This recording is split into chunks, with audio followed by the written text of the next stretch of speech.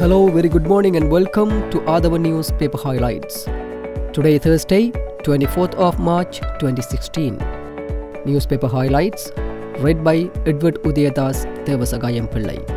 Today we have the Daily Mirror, Daily News and Ceylon Today for the highlights. Firstly, let's look at the headlines on the Daily Mirror. Tajuddin killing. Need more time for detailed report. CID.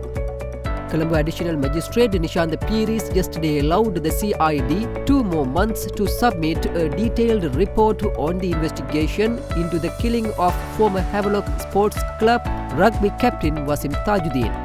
Submitting a report on the investigation into the killing, Senior State Counsel Dilan Ratnayaka, appearing for the Attorney General's Department, told the court that the CID needed 2 more months to submit a detailed report on the tragedy because the inquiry had turned more sensitive and complex. He said the CID had sought assistance from the Forensic Video and Surveillance Technology Laboratory, British Institute of Technology of Canada and Forensic Services MPs United Kingdom to clarify the CCTV footage, and that might take more time because of the need to comply with the international procedures. Intense heat batters Nuwara. In several places, trees less than 15 feet in height are seen withered, and a bad odour seems to emanate from the streams flowing across the Victoria Park. The heat in Nuwara at noon yesterday was recorded as 30 degrees Celsius, and the cultivation is withering away due to the drought prevailing in the area for more than a month.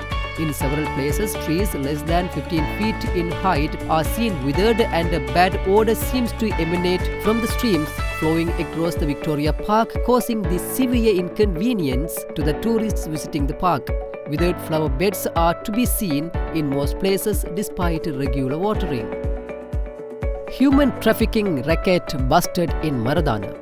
Foreign Employment Bureau officials and the police yesterday busted a human trafficking racket and rescued 10 victims, including 6 teenage girls who had been forcibly detained for more than 6 months.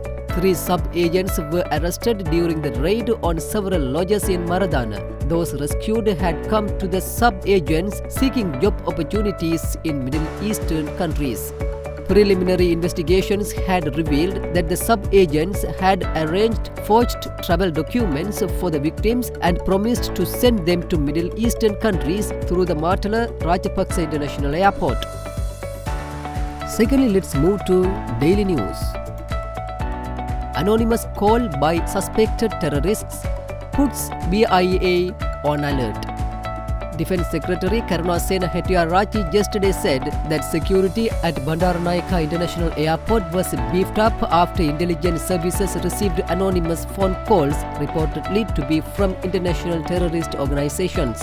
He said that a new security plan was in place at the airport, and the three forces and intelligence services have been deployed to ensure the security at the airport.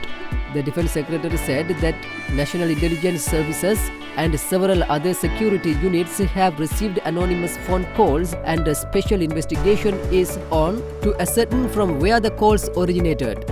A series of discussions were held between President Maithripala Sirisena, Prime Minister Ranil Wickremesinghe, Defence Minister State Ruwan Wijewardena and Defence top brass from December last year on how security of the country and the BIA can be strengthened.